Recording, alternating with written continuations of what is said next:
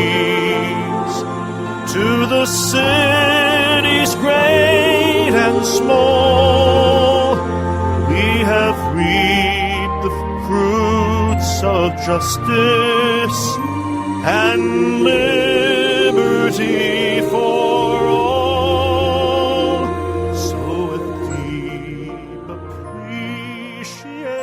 So with deep appreciation for the blessings of freedom that we know in this great and wonderful land of ours, I'm Dr. George Simon, welcoming you to another edition of Character Matters. This is the program where we talk about what I consider to be the defining issue of our time, the character crisis that we face, and that I write about and I blog about at my blog at manipulative-people.com. I write about in my books, In Sheep's Clothing, Understanding and Dealing with Manipulative People, my book Character Disturbance, The Phenomenon of Our Age, and also The Judas Syndrome for those of you of the Christian faith community. And tonight we have a special program.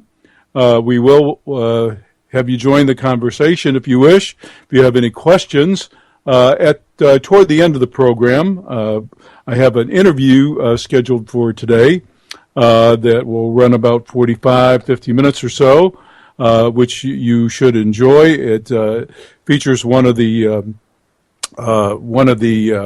other broadcasters here on the UCY.TV network, a conversation I had with Michael Cross about his books, which are on a very interesting topic that I've spoken about before, that being psychopathy. So the number to call if you have questions toward the end of the program will be 718-717-8296. That's 717-8296, area code 718. And I'll give that number out again once the interview is finished. But as I said, today's program is going to be a little different. In just a few moments, we'll begin the interview with Michael Cross, and I'm sure that you will find it of real interest. The topic is one that I've written about many times on my manipulative-people.com blog, and one that I have written about extensively in my books, In Sheep's Clothing and Character Disturbance. So right now we're gonna cue in the interview here. The quality may not be quite up to snuff, but I think you'll enjoy it. And so, without any further ado, we'll go to the interview. My guest tonight is Michael Cross. Michael is a featured broadcaster here on the UCY.TV network. As a matter of fact, it was primarily because of a suggestion of the producer after I guested myself on Michael's program that I even got a program of my own on UCY.TV. So I want to welcome Michael to the program. Michael, first tell us a little bit about your program. Okay, well, my program's over. It's, again, like you said, it's on UCY TV, and it's called Unlock the Door Radio, and we deal with a variety of issues, but usually they're dealing with everything from psychopathy to other psychological conditions and how they affect society as well as society itself, and the hold the media has on people's minds. If they want to see some of the previous shows that I've done, they can go to my YouTube station at Michael Cross. That's one. It states Freedom from Conscience because that's my book series, and also they can check some of my writings over at michaelcross.net. Michael, I'm going to ask you to repeat, if you don't mind, the very first bit of information, because we had an internet little squibble there, and the first part of what you said was a little garbled. So if you could say that one more time, I'm sure the folks listening would appreciate it. Yeah, I was just mentioning that my show, Unlock the Door Radio, is one that deals with mostly how psychology, politics, and society in general come together and gives people kind of an explanation as to why they're elected representatives, or why the media or so forth act the way that they do. And where can people go to access your material?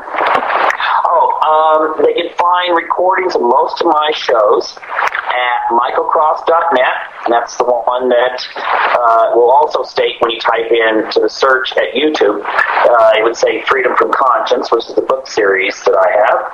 And also they can see stuff that's dealing in a written form at my website at michaelcross.net. Great. Thank you so much for repeating that information. I'm sure the audience will like to have that. And by the way, that title of your series, Freedom from Conscience, I love that. Not because I love not because I like the kinds of people who display that kind of behavior, but because your title reflects a dimension of this whole problem that I think hasn't gotten very much attention. And so I hope that in our discussion today you can tell us a little bit about how you came by that title and what that dimension of psychopathy means for you. Oh, absolutely. I'll go into as much detail as you wish. Okay. So tell us about you've got this new series and a new book. Is that correct?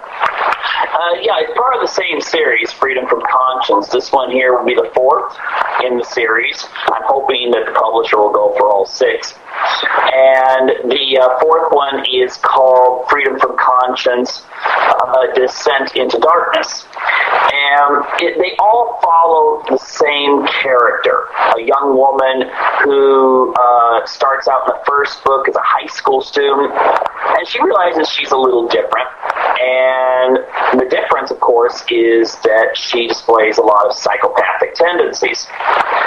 And so what I chose to do I'm going to interrupt you for just a second, Michael.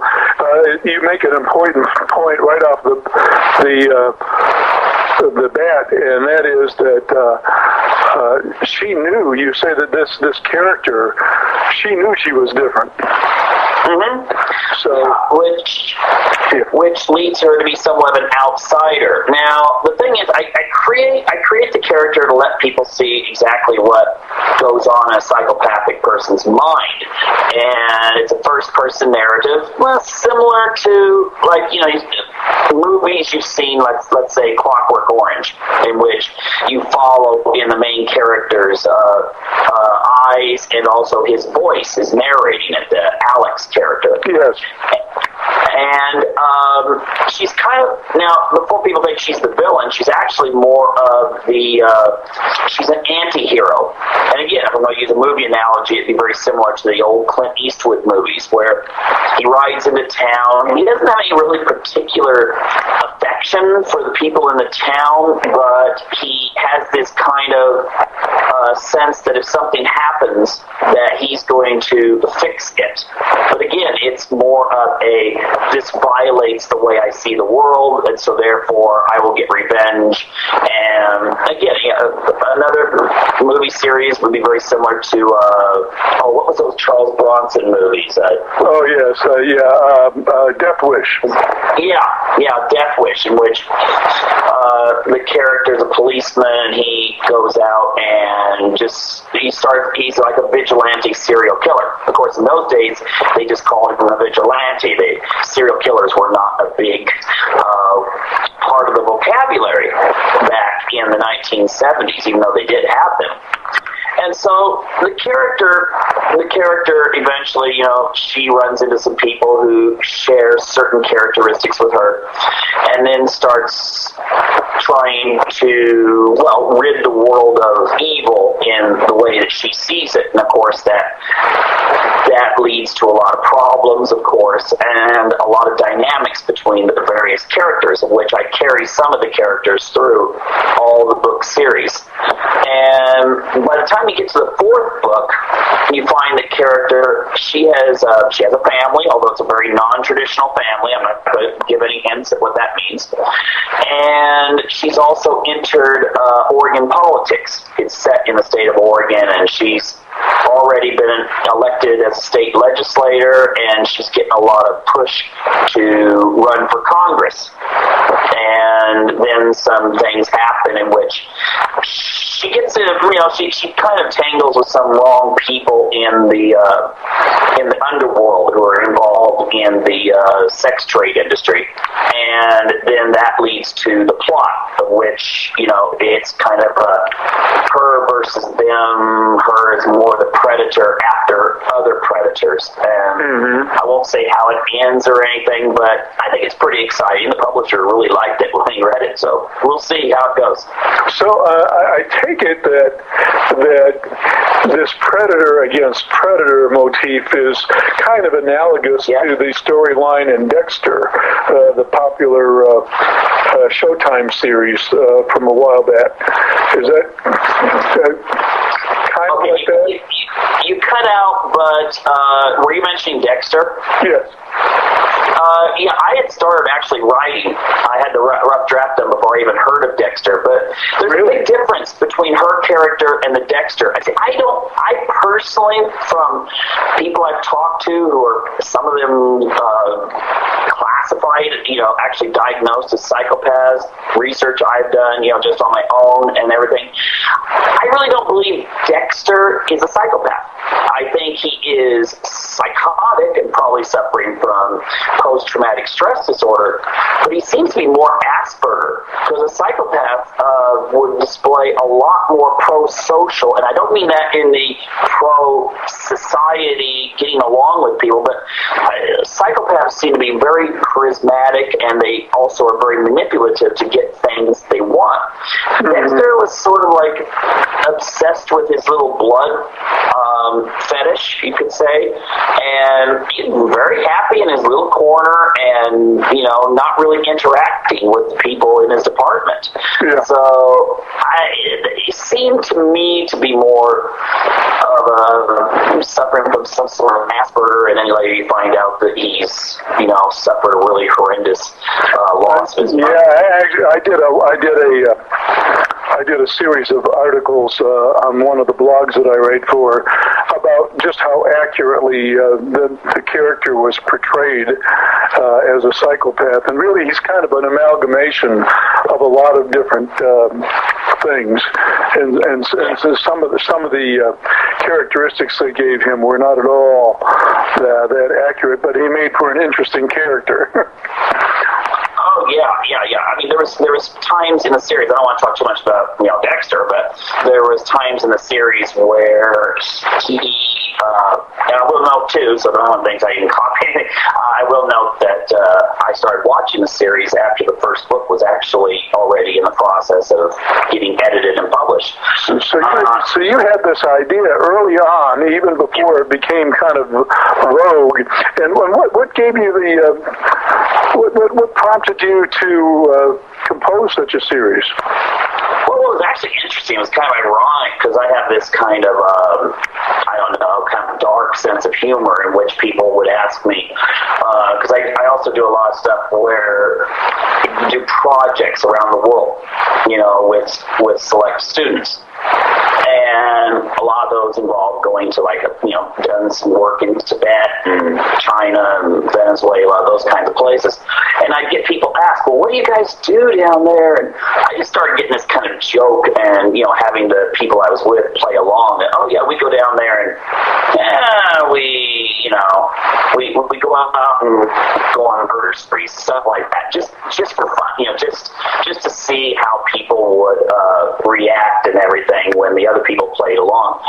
And then someone, that I was doing this joke on actually said, you should write a book about that. That would be fantastic. And I was like, yeah, it would be, wouldn't it? So I write the book in which the first book deals with the person that recruits the main character into serial killing is her teacher. And then it, just goes from there. So, and I thought, with all the academics that surround, because I have a strong interest in politics, obviously politicians don't fit the mode of the guy that sits in the basement and cuts out newspaper articles rules about, various crimes and so forth that he or she has committed.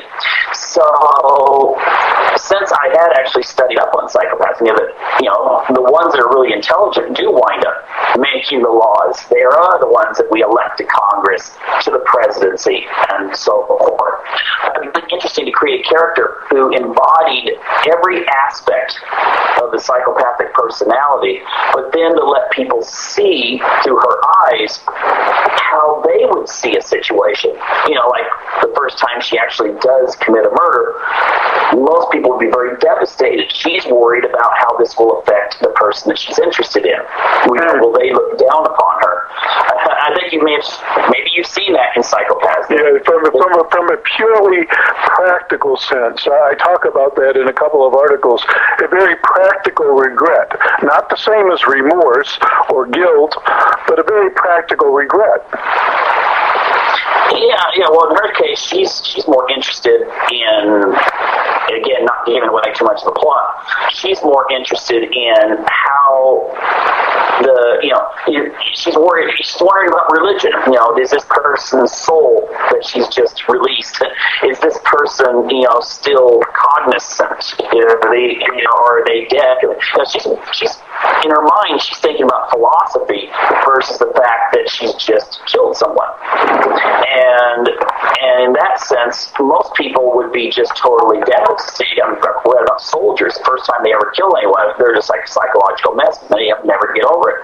Whereas a psychopath, they maybe were able to go to work the next day or go to school or anything like that and be thinking about totally different things than what they just did. Yep.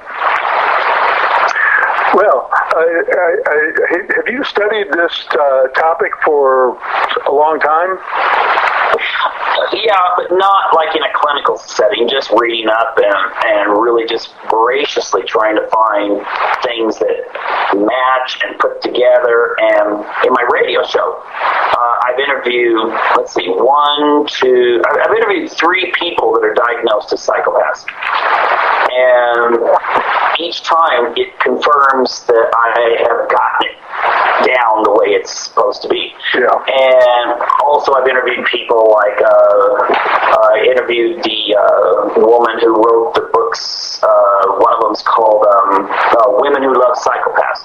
Yes. And I interviewed her last week. And, of course, most of the people that come from that perspective are telling me all the devastating things that psychopaths do. But I don't believe that they're like, evil robots necessarily. I think that they just think in such a way that they may seem like robotic individuals. Some alternative media claims that, they're reptilian or something like that. And I think that ultimately, again, if you look at character, the best way to relate to something psychologically is to see characters. And, the Clint Eastwood character in those spaghetti westerns, James Bond. I mean, I think, how do you feel about it? You think he's like a psychopath? He's got some qualities. You raise a point here. One of the points that I make in my book, Character Disturbance, and I've featured in many articles, and I do this training all the time for professionals.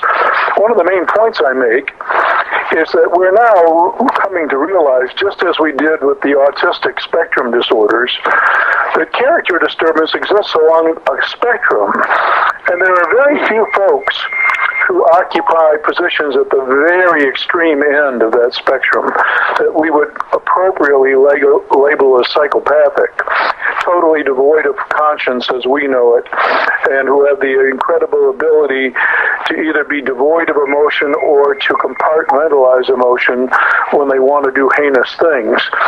Those folks are at the extreme end of a continuum, but there's a whole continuum there, and in our crazy age, in our age of rampant moral relativism, entitlement, permissiveness, etc., we have a lot of folks who fall somewhere on the spectrum who fall just short of being out-and-out psychopaths, but are still some pretty dangerous and pretty interesting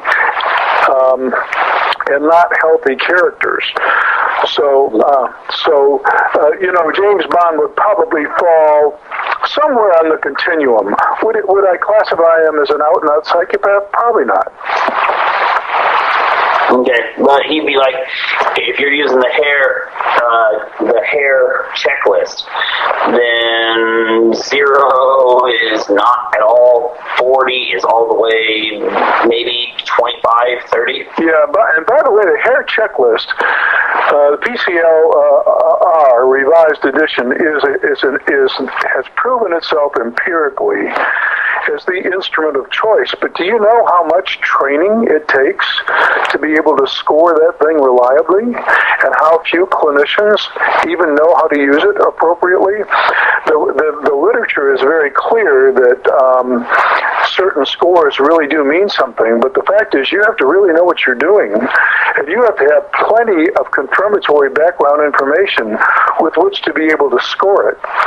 So, yes, provided you have enough information about the person's background and providing where they load on the scales, yes, that's exactly what I'm talking about. Mm-hmm. Yeah, the thing is that, where would you say that, let me think here, would you call a person who, let's say they score 20 to 25, and let's say for sake of argument that that's been done in such a way that it's professional. It's not just looking at the list on the internet and then doing the questions. Right. Would they be kind of like, without getting it confused with BPD, would that be considered maybe a borderline psychopath? Yeah, but also depending on how they're loading on the scales. Mm-hmm. The essential factor with psychopathy is what some researchers have called this cold-heartedness. It's the senseless, callous, and remorseless ability to use and abuse others without any compunction. It's a kind of malignant narcissism that has the person believing that because they are innately superior to these human beings who have qualms and have consciences, that they're entitled to prey upon them, much like we would snuff out a spider or an ant that was coming into our house. We'd step on it without a second thought, saying to ourselves, perhaps without much of a second thought, they're not coming into my house, and they're a lower life form, and I deserve my creature comforts. So it's that kind of callous insensitivity to other human beings that is the prime factor in psychopathy. Now, there are other factors that may or may not be present, some of which load on the psychopathy scale, but the big one is that factor. So I would say with qualification, I would want to look at how the person is scoring and whether or not the load is primarily on factor 1, because that's the one that counts. Okay, could you explain that? Factor 1, as I said, is that heartlessness, that extraordinary lack of empathy for other human beings. Factor 2 has to do with social parasitism, antisocial behaviors, criminal behaviors. With the psychopath, factor 1 is the essential thing. There are a dime a dozen crooks out there and social parasites who are not psychopaths. The essential feature is that heartlessness. So even though there are other items on the PCL that load on the overall score, if I were wanting to see how borderline a psychopath somebody is, what I want to see is how they're loading on factor 1. Factor 1 is that callous, senseless, remorseless use and abuse of others, rooted in a extraordinary lack of empathy or an incredible ability to compartmentalize emotion. It's the heartlessness. That's the key factor. The social parasitism that can sometimes accompany psychopathy and also loads on the scale is not an essential feature. So there are plenty of dime a dozen crooks out there who are social parasites who are not psychopaths.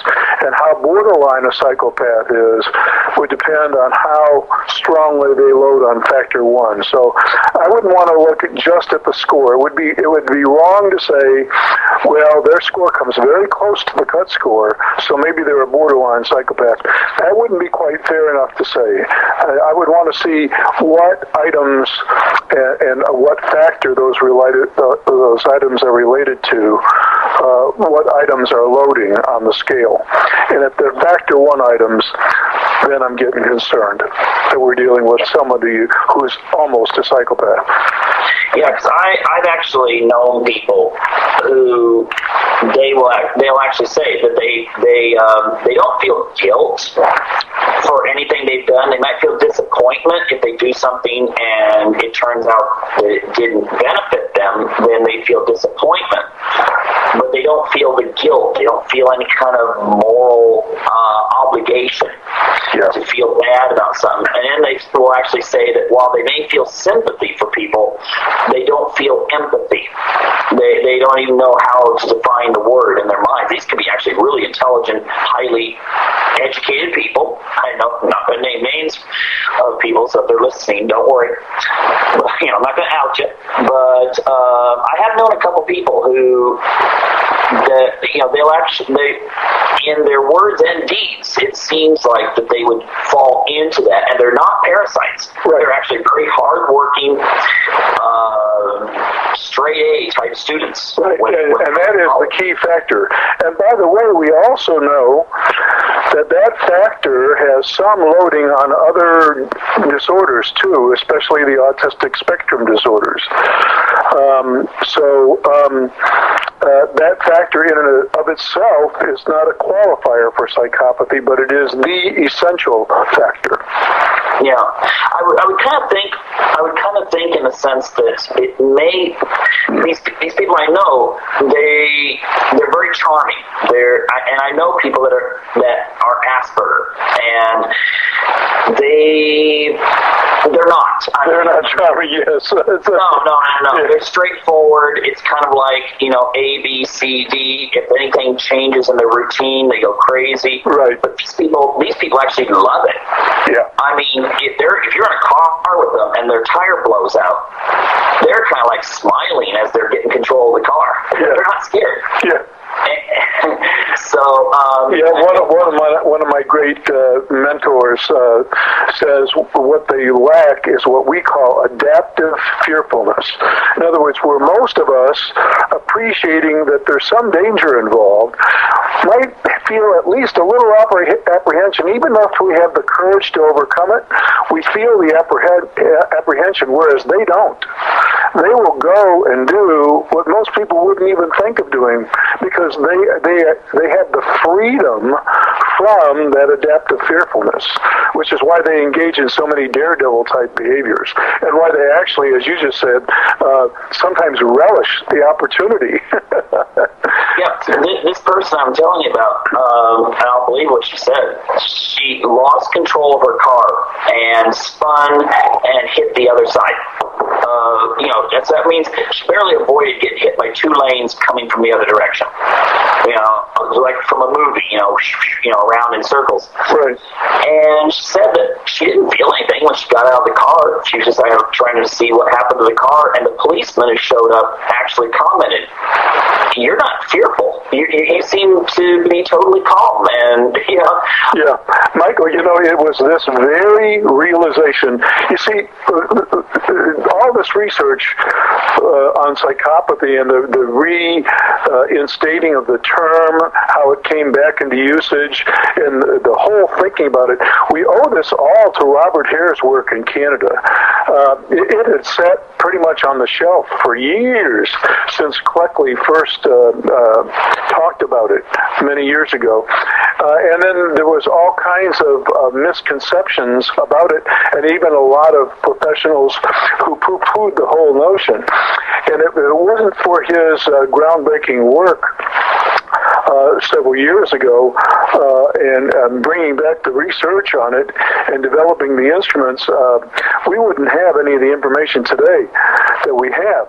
But it was primarily this feature that got me to realize the horrible shortcomings of traditional psychology paradigms and how destructive those paradigms were for people who were trying to get help if they were dealing with someone in their life who was at least to some degree like this. Mm-hmm. It reminded me of something that someone told me once, that when they were a kid, because I know that you're not supposed to diagnose kids, but they were talking about when they were a kid, that they were fishing one night with their dad, and I guess it was catfish or something like that, something that just bites and then just goes with it. So you don't have to be holding like you're fishing for trout. And when some fish bit, again, pure darkness, I guess, at least that's what he was saying, that the pole flew up and flew into the river. And without hesitation, this person I was talking to, they were about 12 years old, said that they just dived in. They didn't even think. Right. They dove in, went underwater, got the pole, got the fish too, and came out kind of like, okay, well, yeah. I said, well, didn't that scare you? And they were like, I didn't think about it. I blacked out. Right. And, I make also this point in my books and in my articles and during my training, too. This extraordinary goal-directedness that they have without adaptive fearfulness is something people really need to recognize, because it's not like these folks necessarily have sadistic tendencies where they enjoy hurting people. It's really often not a second thought. If they have a goal in mind and it involves doing something unthinkable, it's the pursuit of the goal that they're after, regardless of the consequence. They don't even think of the consequence. And if somebody gets hurt in the process, so be it. But so often they'll do these kinds of things without the expressed intent to hurt. Now, it's a whole different ballgame for folks who are psychopathic and also have sadistic tendencies. That's a whole different ballgame. Fortunately, they're rarer still, but they're out there. Yeah, that's why the character in my book, the way I present her, is there's a hint of sadistic behavior, but just a hint. But most of the time, it's very just, this is an objective. Kind of like, I guess, if you were a CIA assassin or something. But again, you're not taking orders from anyone. You're just doing it yourself. And then going in and accomplishing whatever goal that you've set. So, like I said, I play around with it, but I don't make the person seem like they're like, they want to sit there and torture someone and for a few days, or something you might see on Criminal Minds or something like that. This sounds like such an interesting series. Who is the publisher, Michael? It's a little publisher out of Texas, so it's, I don't make a lot, but it's Black Rose Publishing. Uh-huh.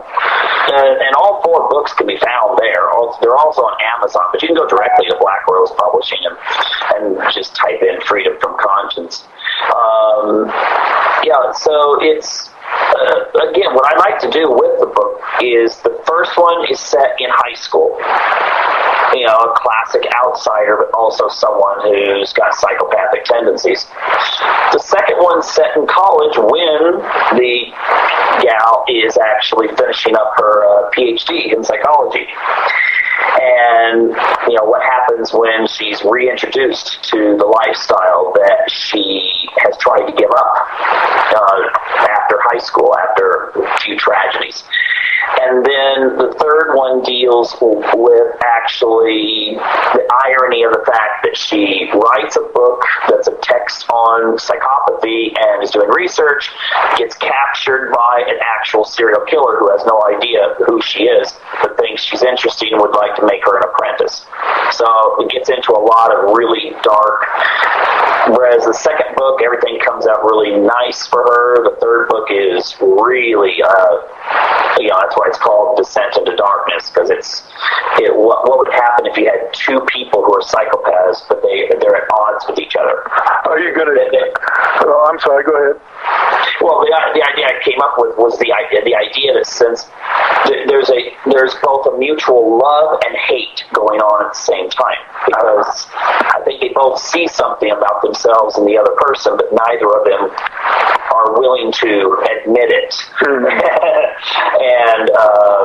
the main villain in that book is someone who, because his child was killed by some drug dealer, he's decided that he's going to get revenge on God by going out and being a serial killer.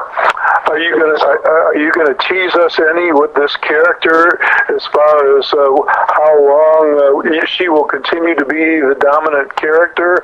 Is she going to partner up with someone eventually? Is she going to turn over the reins to somebody eventually? Well, like I said, in the second book, she forms a family relationship that is fairly unique.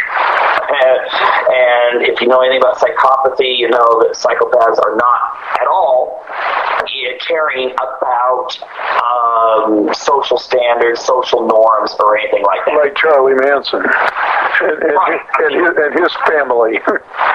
Yeah, let's leave it a little bit of a hint there.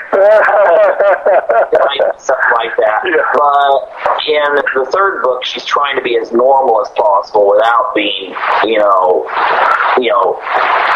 going out and publicizing or getting a reality show on some TV series or something like that. And then in the fourth book, you start getting new characters in, and that's when I start making it political. You get a new character. I won't mention exactly if he's a good guy or a bad guy, but you get a rogue CIA agent who, you start seeing that he seems to have those same characteristics himself, because he was a retired CIA assassin. But you don't know whether he's part of the good guys or the bad guys until the very end.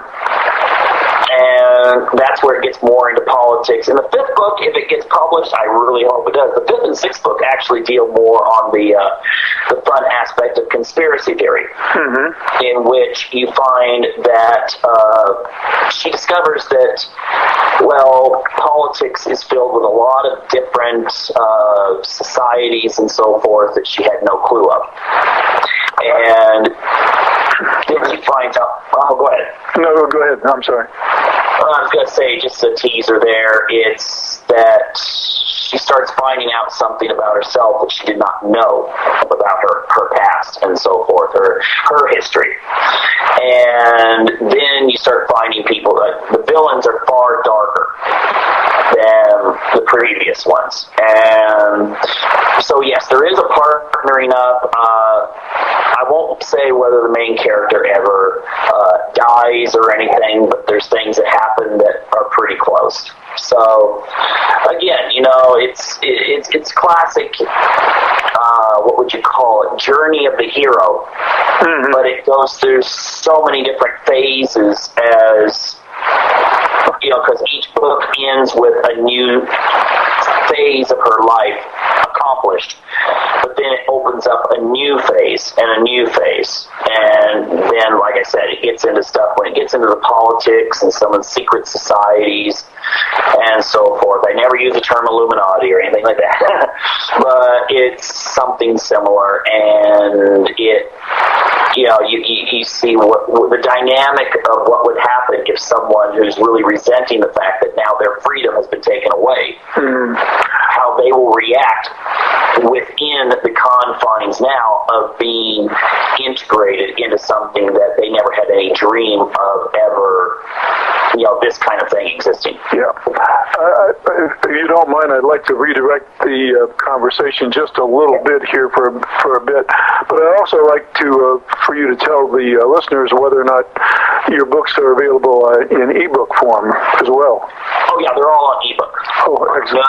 And all those kind of things. You can, if you just type in "freedom from conscience" and then go to my web. Okay, the best thing you can do is go to my website at michaelcross.net, and then all the names of the books. I haven't put the fourth one on there yet because its release date's in a couple weeks, but the fourth one will be there soon. And then you would just Google those, and they're offered through like Amazon and all the other ways of ordering books. Great. But the area I wanted to steer us into a little discussion of here is, it seems also that you've kind of did some, at least, armchair theorizing about our socio-cultural milieu and these character disturbances that we've had that appear to be at least somewhere along the continuum gaining in prevalence. And I was just wondering if you had some notions of your own about just what's going on here, where we seem to have, hardly a week goes by where we don't have some kind of headlines made by some character who shoots up a school or some person in high office is found out to be just exactly the kind of snake that they really are. Or what do you think is responsible for this? At one time, the developer of the term psychopathy and the person who categorized the features of this had called it one of the most rare kinds of conditions that he'd seen. And by the way, he gave it the label psychopathy because he thought it was a form of moral insanity. He thought that basically it was a type of insanity that wasn't like normal insanity where the person can't reason, because these people reason just fine. And they were not delirious, and they were not under the throes of hallucinations or delusions, but their absence of conscience was so profound and seemingly so nonsensical. That's the key. It didn't make any sense that he thought it was a form of what he called moral insanity. And it was quite rare. The thoughts were at that time that,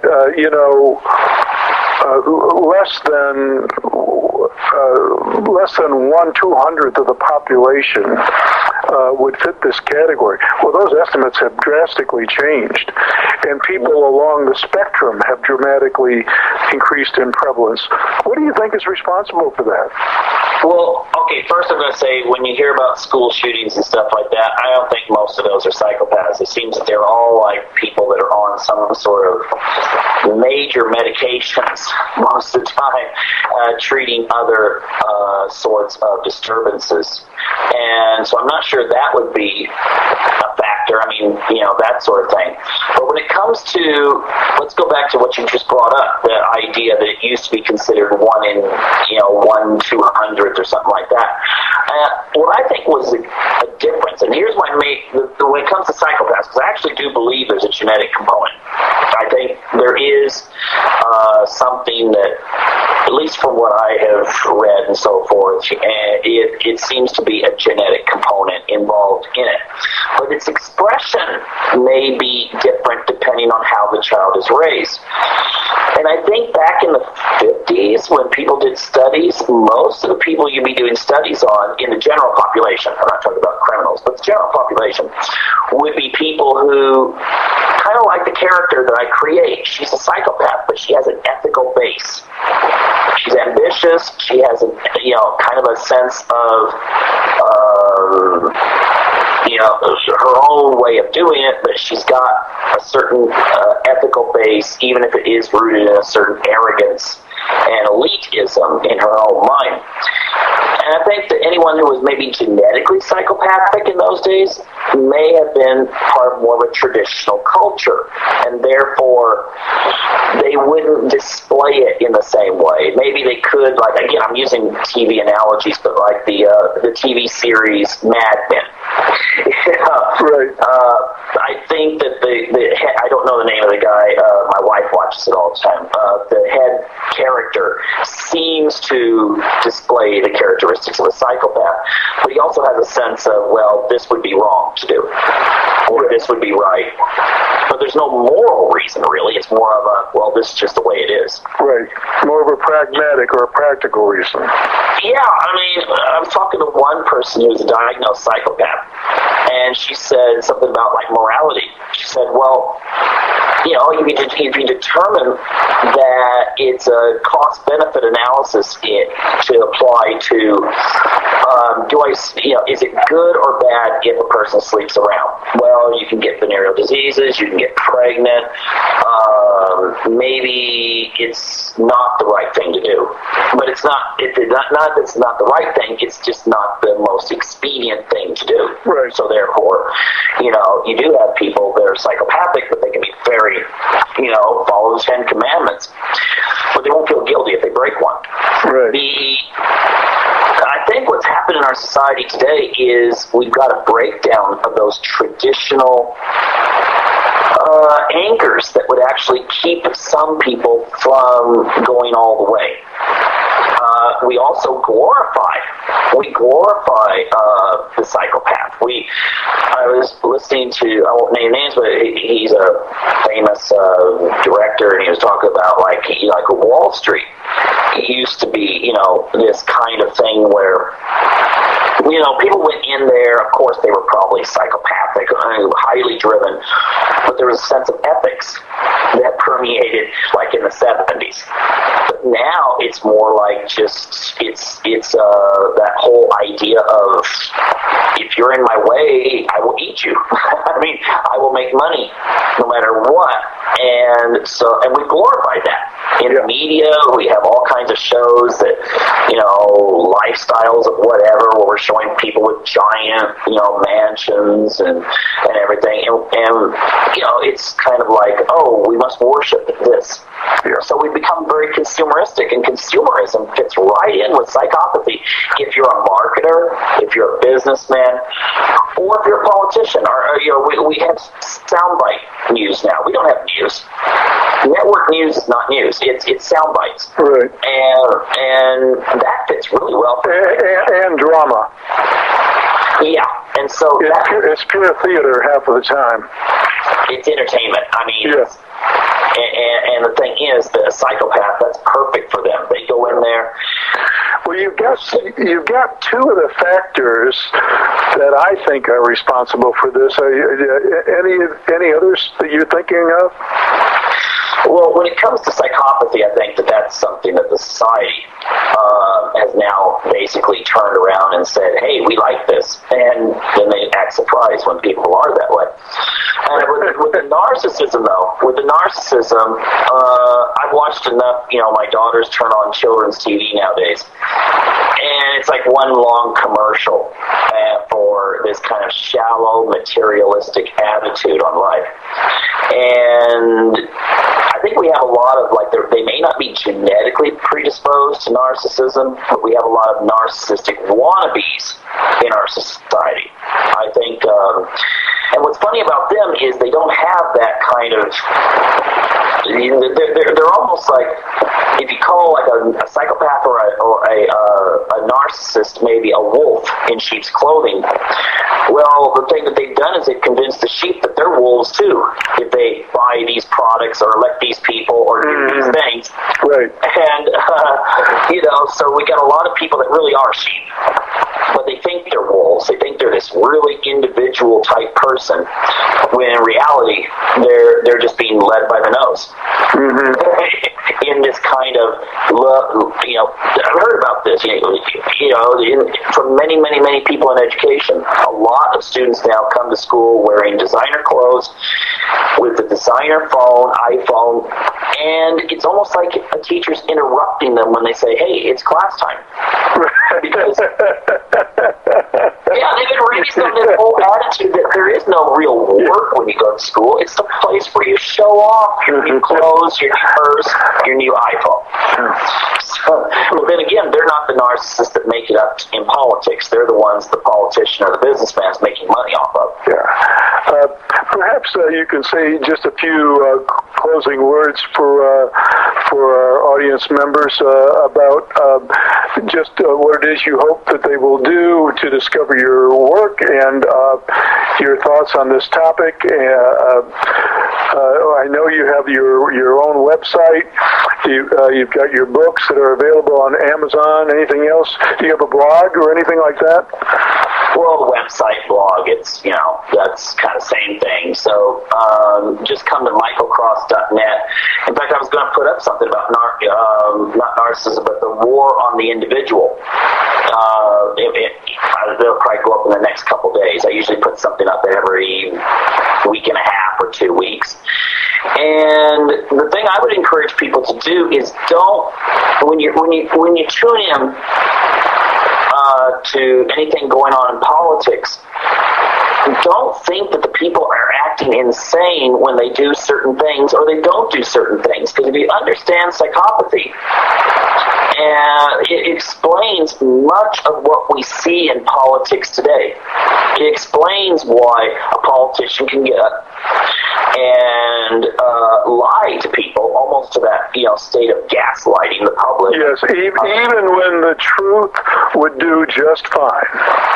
Yeah, even when the truth would do just fine, it's almost like this art they have of being able to lie and use this whole spin doctor thing. Yeah. I have two articles about that, actually, that make sense of what appears to be nonsense. I actually, a while back, after working with a high volume of psychopaths in the prison system, I came to some conclusions based on evidence that I was gathering about the rationality of that kind of inveterate lying that seems so senseless. There's actually purpose to it, so I've actually written some articles on it. Oh, that'd be interesting. Send me the link. I'd like to see those. I just think it's amazing that people don't understand that every word that a national politician says, well, maybe the exception of Donald Trump. I have a few things to say about him. But, he seems not to care. He just gets up and just says it. But all the others, everything they do is carefully crafted. It's written. It goes on the teleprompter that they're reading from. Because the game of manipulation never stops. Yeah, I mean, if you know anything about Frank Luntz, the really famous pollster, consultant, his job is to tell you what words and phrases will resonate with the people. Yeah. And, all the politicians are using these kinds of people now. And so nothing they say is genuine. They're saying it so they can get the message out. And if you understand psychopathy, if you really understand it, look and see how Democrats, Republicans, leadership see what they say, what they do, and then understand, there might be something to it if you actually learn about how psychopaths think. Yeah. Well, it's pretty simple. If I'm going to have the power, I've got to win. And so if I don't do all these manipulations, I might not win. And winning, of course, in the words of Lombardi, is everything, especially to these kinds of character-disturbed folks. Well, Michael, I can't thank you enough for coming on the program today. It was interesting, very interesting discussion. I remember fondly our first visit. I hope I can guest again on your program sometime. And I'd be glad to have you back sometime on this program. I hope folks visit your site and avail themselves of your work. And I hope we get a chance to visit again real soon. Okay, excellent. It's been really interesting talking with you there. And Could you send me those articles? I'd like to read them. I will do it. Okay. Take care, Michael. Appreciate it. Hey, you too. Bye now. Bye-bye. Well, there's our interview with Michael Cross. I'm sorry that there's barely going to be time for perhaps one question or comment from the listenership. If you have a comment, you want to make it at 718-717-8296. I'm happy to take your call. We have just a few minutes left of the program, but an interesting conversation. It sounds like Michael's got some interesting fiction there on a psychopathic character, and it sounds also like the character that he has fashioned is far more true to the psychopathic MO than some of the TV characters like Dexter that there have been recently that have tried to basically inform the public through fiction what these characters are like. So visit Mike's website and check out his books and tune into his program here on UCY TV. Maybe we can have him again on the program some point in the future. Maybe also you might hear me guesting on his program again sometime in the future. Like I said, it was on Michael's program when I guested the first time that one thing led to another, and I ended up with my own program here on UCY.TV. So I'm very grateful for that opportunity.